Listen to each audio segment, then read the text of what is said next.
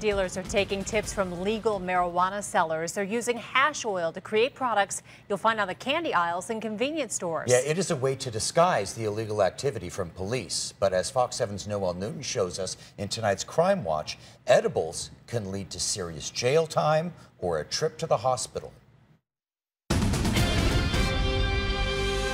These store-bought candies are giving drug dealers inspiration.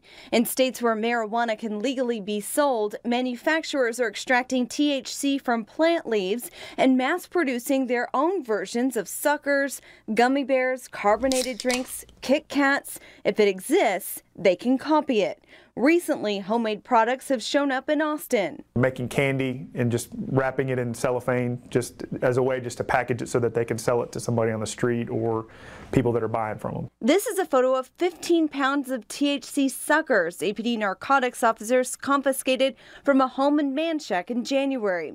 Officers arrested Justin Webster for possession. In April, officers executed a search warrant at this Southeast Austin apartment complex and found these marijuana products inside. They were professionally packaged from where marijuana can be sold legally and transported here to be sold locally. As a father, Lieutenant Pat Connor immediately thinks of the risk to children. They could pick it up and think it's a piece of candy and try and eat it, which is now going to expose that child to an unknown level of THC. But there is just as much of a health threat to adults. You have no idea how they made it, what they made it with, or the concentration, or is it only THC in it, or did they add some other drug or narcotic that you're totally unaware of? You're placing your physical well-being in the hands of somebody that made a drug in their kitchen. Connor says the danger starts with the THC extraction process. They're using butane to extract the THC out of the plant, and then you have the fumes associated with the butane, the lighter fluid, that now settles in that room where they're cooking, and any type of spark, lighter, cigarette, anything could potentially set that off and cause a large explosion. Something in our apartment complex just blew up, like our entire building shook. Connor points to an apartment explosion that happened in South Austin in 2013. Arson investigators say a couple was using a honey oil extractor when they developed a leak. It's believed the dishwasher sparked the explosion. This girl is screaming for me to come help her.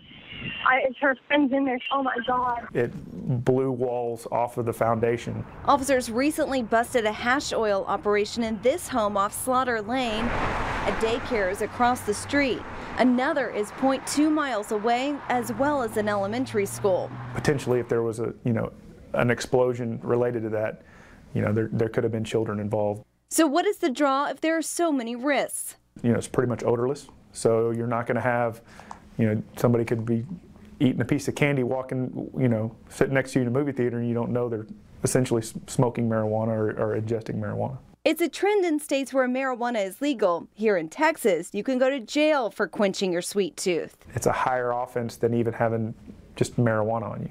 Once you do anything that changes or alters the marijuana, it's an automatic felony, regardless of weight. Charges start at a third-degree felony and go up from there. The owner of this bag of suckers will be hit with a first-degree felony. Still, Connor says the treats are growing in popularity, so he's alerting his officers and those in surrounding departments to keep an eye out. I think we're just going to continue to see an increase in it.